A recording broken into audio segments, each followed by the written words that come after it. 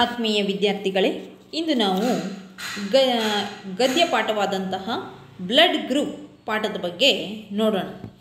ಇದನ್ನು ಬರೆದಂತಹ ಕವಯಿತ್ರಿ ವಿಜಯಮಾಲಾ ರಂಗನಾಥ್. ಅವರ ಪರಿಚಯವನ್ನು ನೋಡೋಣ. ಡಾಕ್ಟರ್ ವಿಜಯಮಾಲಾ ರಂಗನಾಥ್ ಅವರು ತುಮಕೂರು ಜಿಲ್ಲೆಯ ಶಿರಾದಲ್ಲಿ 1955ರಲ್ಲಿ ಜನಿಸಿದಂಥವರು. ಇವರು ಮೈಸೂರು ವಿಶ್ವವಿದ್ಯಾನಿಲಯದಿಂದ ಗೌರವ ಡಾಕ್ಟರೇಟ್ ಪದವಿಯನ್ನು ಪಡೆದಂಥವರು. ಇವರು ಗಮಕ ಕಲೆ ಮತ್ತು ಸಾಹಿತ್ಯ ವಿಷಯದಲ್ಲಿ ಡಾಕ್ಟರೇಟ್ ಪಡೆದಂತಹ ಅವರು ಅಂತಂದರೆ ಯಾರು? ವಿಜಯಮಾಲಾ ರಂಗನಾಥ್ ಅವರು. ಇವರ ಪ್ರಮುಖ ಕೃತಿಗಳು ಯಾವ್ಯಾವುದು ಅಂದರೆ ಚಂದ್ರಮ ಜೊಲ್ಲು ಸುರಿಸ್ಯಾನ, ಋತುಮಾನ, ಬೆಳಕಿನೆಡೆಗೆ, ಕನ್ನಡದಲ್ಲಿ ಗಮಕ ಕಲೆ ಮತ್ತು ಸಾಹಿತ್ಯ, ರಜತಗಿರಿಯಿಂದ ಕನ್ಯಾಕುಮಾರಿಯವರೆಗೆ, ನಗೆ, ನವಿಲ ಜಾಗರ, ಕ್ಷಣ ಕ್ಷಣದ ಕಥೆಗಳು, ನಗೆ ನರ್ತನ ಅನ್ನುವಂತಹ ಕೃತಿಗಳನ್ನು ರಚಿಸಿದಂಥವರು ವಿಜಯಮಾಲಾ ರಂಗನಾಥ್. ಈ ಗಮಕ ಕಲೆ ಸಾಹಿತ್ಯ ಕ್ಷೇತ್ರದಲ್ಲಿ ಇವರ ಸೇವೆಯನ್ನು ಗುರುತಿಸಿ ಅನೇಕ ಸಂಘ ಸಂಸ್ಥೆಗಳು ಸಹ ಇವರನ್ನು ಗೌರವಿಸಿದೆ. ಕರ್ನಾಟಕ ಸಂಗೀತ ನೃತ್ಯ ಅಕಾಡೆಮಿಯಿಂದ ಇವರಿಗೆ ಕರ್ನಾಟಕ ಕಲಾಶ್ರೀ ಅನ್ನುವಂತಹ ಪ್ರಶಸ್ತಿ ಸಹ ಡಾಕ್ಟರ್ ವಿಜಯಮಾಲಾ ರಂಗನಾಥ್ ಅವರಿಗೆ ಲಭಿಸಿದೆ ಅಂತ. ಇದು ಅವರ ಒಂದು ಕಿರು ಪರಿಚಯ. ಪಾಠ ಪ್ರವೇಶವನ್ನು ನೋಡೋಣ. ಗದ್ಯ ಸಾಹಿತ್ಯ ಪ್ರಕಾರಗಳಲ್ಲಿ ಸಣ್ಣ ಕತೆ ಎಂಬುದು ಒಂದು. ಅದೇ ಗದ್ಯ ಸಾಹಿತ್ಯ ಪ್ರಕಾರದಲ್ಲಿ ಸಣ್ಣ ಕತೆ ಸಹ ಒಂದು ರೂಪ.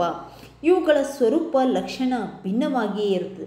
ಕನ್ನಡದ ಹಲವಾರು ಕವಿಗಳು, ಲೇಖಕರು ಸಣ್ಣ ಕಥೆಗಳ ಮೂಲಕ ಬದುಕಿನ ವಿವಿಧ ಆಯಾಮಗಳನ್ನು ಜನರಿಗೆ ಅಥವಾ ವಿದ್ಯಾರ್ಥಿಗಳಿಗೆ ಪರಿಚಯವನ್ನು ಮಾಡಿಕೊಟ್ಟಿದ್ದಾರೆ. ಸಮಾಜದಲ್ಲಿ ಮೊದಲಿನಿಂದ ನೋಡಿದಾಗಲೂ ನಮಗೆ ಜಾತಿ ವ್ಯವಸ್ಥೆ ಬಲವಾಗಿ ಬೇರೂರಿದೆ ಅಂತೇಳಿ ಇದನ್ನು ಹೋಗಲಾಡಿಸುವ ಪ್ರಯತ್ನವನ್ನು ಹಲವರು ಪ್ರಯತ್ನ ಮಾಡ್ತಲೇ ಇದ್ದಾರೆ. ಹುಟ್ಟಿನಿಂದ ಯಾರೂ ಮೇಲು ಕೀಳು ಅಲ್ಲ, ಪ್ರತಿಯೊಬ್ಬ ತನ್ನ ಉತ್ತಮ ನಡವಳಿಕೆ, ಗುಣ ಸ್ವಭಾವಗಳಿಂದ ದೊಡ್ಡವನಾಗುತ್ತಾನೆ. ಪ್ರತಿಯೊಬ್ಬರನ್ನು ಹರಿಯುತ್ತಿರುವ ರಕ್ತ ಒಂದೇ ಆಗಿದ್ದರೂ ಮನುಷ್ಯರನ್ನು ಕಾಣುವ ದೃಷ್ಟಿ, ಮನೋಭಾವಗಳು ಬೇರೆ ಬೇರೆಯಾಗಿ.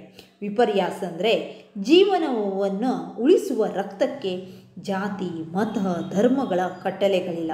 ಅಂದರೆ ಜೀವ ಉಳಿಸುವ ರಕ್ತ ಸಿಕ್ಕಿದ್ರೆ ಸಾಕು. ಯಾವ ಜಾತಿ ಅಂತ ನೋಡೋದಿಲ್ಲ, ಯಾವ ಮತ, ಧರ್ಮ, ಯಾವುದೇ ಕಟ್ಟಳೆಗಳು. ಇದನ್ನು ಅರಿತು ಮಾನವೀಯತೆಯ ನೆಲೆಗಟ್ಟಿನ ಮೇಲೆ ಸುಂದರ ಸಮಾಜವನ್ನು ನಿರ್ಮಿಸಬೇಕೆಂಬುದೇ ಇಲ್ಲಿಯ ಆಶಯ, ಈ ಪಾಠದ ಒಂದು ಆಶಯ ಸಹ ಹೌದು. ಜೊತೆಗೆ ಇಂಗ್ಲಿಷ್ ಭಾಷೆಯ ಶಬ್ದಗಳನ್ನು ಕನ್ನಡದಲ್ಲಿ ಸುಲಲಿತವಾಗಿ ಇಲ್ಲಿ ಬಳಸಿರುವುದನ್ನು ನಾವು ಏನು ಮಾಡ್ಬೋದು? ಗಮನಿಸಬಹುದು. ಪಾಠ ನೋಡೋಣ. ನೋಡಪ್ಪ, ಅರ್ಜೆಂಟಾಗಿ ಓ ನೆಗೆಟಿವ್ ಬ್ಲಡ್ ಬೇಕು, ಅರ್ಧ ಗಂಟೆಯಲ್ಲಿ ತಗೊಂಡು ಬಾ. ಯಾವ ಅಂಗಡಿಯಲ್ಲಿ ಸಿಗ್ತದೆ ಬುದ್ಧಿ?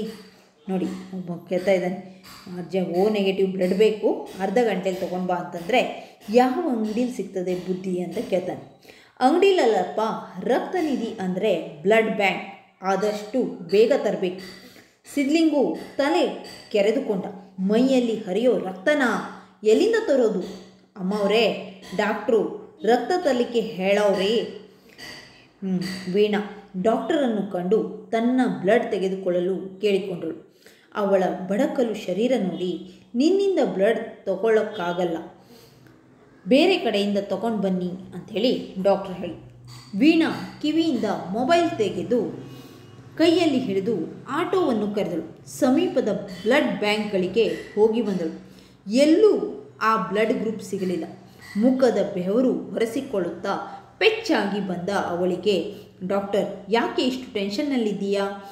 ಬ್ಲಡ್ ಅರೇಂಜ್ ಆಯಿತು ಬಿಡಮ್ಮ. ಸದ್ಯ ಬ್ಲಡ್ ಅರೇಂಜ್ ಆಯ್ತಲ್ಲ. ನಿಟ್ಟುಸಿರು ಬಿಟ್ಟು 1 ನಿಮಿಷ ಕಣ್ಣು ಮುಚ್ಚಿದಳು. ಅಪ್ಪಂಗೆ ಇನ್ನೊಂದು ಸಾರಿ ಫೋನ್ ಮಾಡೋಣ ಅಂದ್ಕೊಂಡ್ಳು. ಕಡೆಯಲ್ಲಿ ಅವಳಿಗೆ ತಂದೆ ಫೋನಲ್ಲಿ ಸಿಕ್ಕರೂ ವಿಷಯ ತಿಳಿಸಿದಳು.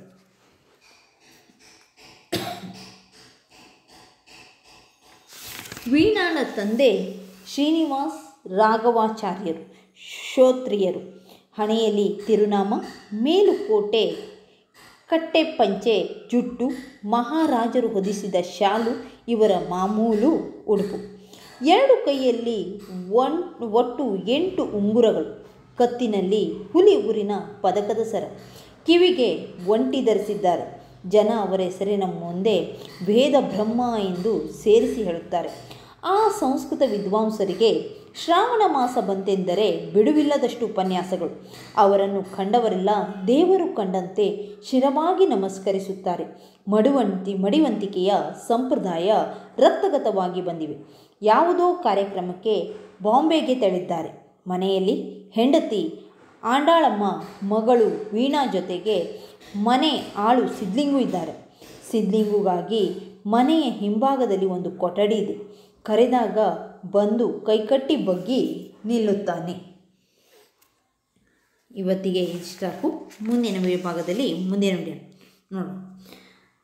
ಇಲ್ಲಿ ಪಾಠವನ್ನು ಸ್ವಲ್ಪ ಎಕ್ಸ್ಪ್ಲೇನ್ ಮಾಡ್ತೇನೆ. ಬ್ಲಡ್ ಗ್ರೂಪ್ ಅನ್ನುವಂತಹ ಪಾಠದ ಹೆಸರು. ಹಾಗಾದರೆ ಇದು ಒಂದು ಇಂಗ್ಲೀಷ್ ಭಾಷೆಯವಾದಂತಹ ಪದ ಅಂತ ಹೇಳಿ. ಅಂದರೆ ರಕ್ತದ ಗುಂಪು. ಮಾನವ ದೇಹದಲ್ಲಿ ವಿವಿಧ ರಕ್ತ ಗುಂಪು ಕಣಗಳನ್ನು ನಾವು ನೋಡೋದು. ಹಾಗಾದರೆ ಕೆಂಪು ರಕ್ತ ಕಣಗಳು ಎಷ್ಟು ಬಗೆಯಲ್ಲಿವೆ ಅಂತಂದರೆ 20 ಬಗೆಯಲ್ಲಿದ್ದು ಅವು ಮುಖ್ಯವಾಗಿ ಗುಂಪುಗಳನ್ನಾಗಿ ಮಾಡಲಾಗಿದೆ. ನಾವು AB ಹಾಗೂ O ಎಂಬುದಾಗಿ ಗುಂಪುಗಳನ್ನು ಮಾಡಿಕೊಂಡು ಪ್ರತಿಯೊಬ್ಬರ ರಕ್ತ ಪರೀಕ್ಷೆಯ ಮೂಲಕ ಬ್ಲಡ್ ಗ್ರೂಪ್ ನಮಗೆ ಯಾವುದು ಅಂತೇಳಿ ನಮ್ಗೆ ತಿಳಿತದೆ. ತುರ್ತು ಸೇವೆಗೆ ಸಹಾಯಕವಾಗ್ತದೆ ಅನ್ನೋದೇ ಈ ಬ್ಲಡ್ ಗ್ರೂಪಿನ ಅರ್ಥ.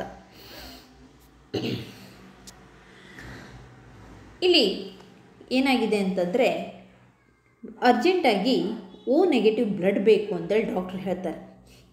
ಅಂದರೆ ಅಲ್ಲಿಯ ಮನೆಯ ಕೆಲಸದ ಆಳು ಯಾರು, ಆತನ ಹೆಸರೇನು ಇಲ್ಲಿ ಸಿದ್ಲಿಂಗು ಅಂತೇಳಿ.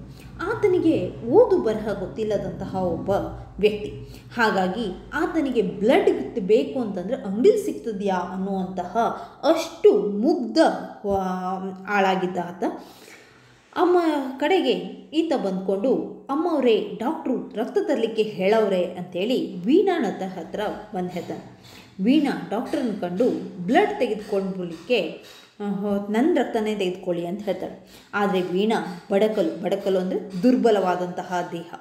ಹಾಗಾಗಿ ಅವಳು ಬ್ಲಡ್ ಬೇಡ ಅಂತೇಳಿ ಡಾಕ್ಟ್ರ್ ಹೇಳ್ತಾರೆ.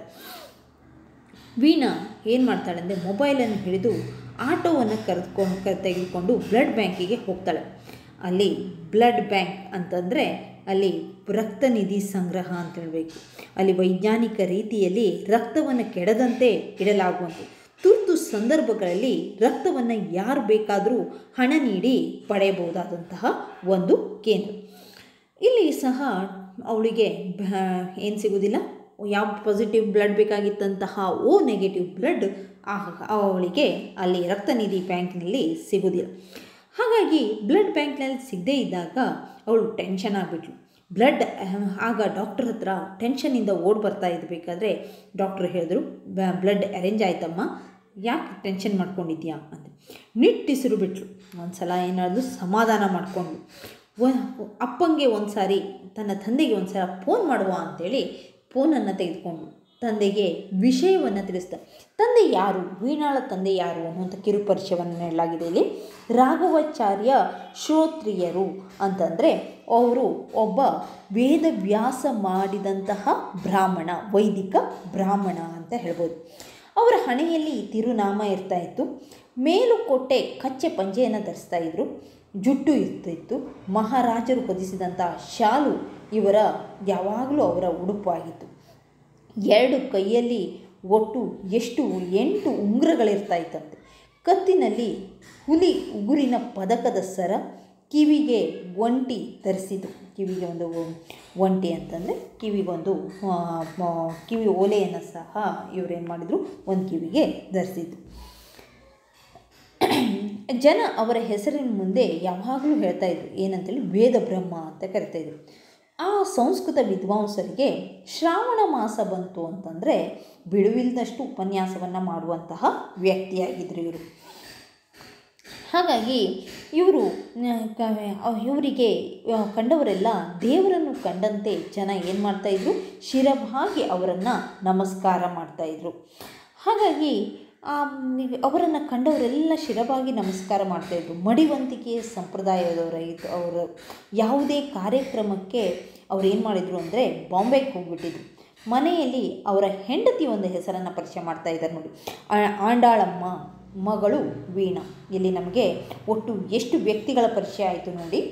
ಇಲ್ಲಿ ಮೊದಲಿಗೆ ಯಾರು, ಸಿದ್ಲಿಂಗು ಅನ್ನುವಂಥವನು ಆ ಮನೆಯ ಆಳು. ಮನೆಯ ಯಜಮಾನ ಹೆಸರು ಶ್ರೀನಿವಾಸ ರಾಘವಾಚಾರ್ಯ ಶ್ರೋತ್ರಿಯರು. ಇವರು ವೇದವ್ಯಾಸ ಮಾಡಿದಂತಹ ಒಬ್ಬ ಬ್ರಾಹ್ಮಣ, ವೈದಿಕ ಬ್ರಾಹ್ಮಣ ಅಂತ ಹೇಳ್ಬೋದು. ಅವರ ಹೆಂಡತಿ ಹೆಸರು ಆಂಡಾಳಮ್ಮ ಆಗಿತ್ತು. ಅವರಿಗೊಬ್ಬಳು ಮಗಳಿದ್ಲು ವೀಣಾ ಅಂತೇಳಿ. ಜೊತೆಗೆ ಇವ್ರ ಜೊತೆಗೆ ಆ ಸಿದ್ಲಿಂಗು ಆಳು ಸಹ ಇವ್ರ ಮನೆಯಲ್ಲೇ ಹಿಂಭಾಗದಲ್ಲಿ ಒಂದು ಕೊಠಡಿಯಲ್ಲಿ ಇರ್ತಾ ಇದ್ದ. ಇವ್ರು ಕರೆದಾಗ ಎಲ್ಲ ಕೈಕಟ್ಟಿ ಬಂದು ನಿಲ್ತಾ ಇದ್ದ. ಮುಂದೇನಾಯಿತು ಅಂತೇಳಿ ಮುಂದಿನ ಭಾಗದಲ್ಲಿ ನೋಡೋಣ.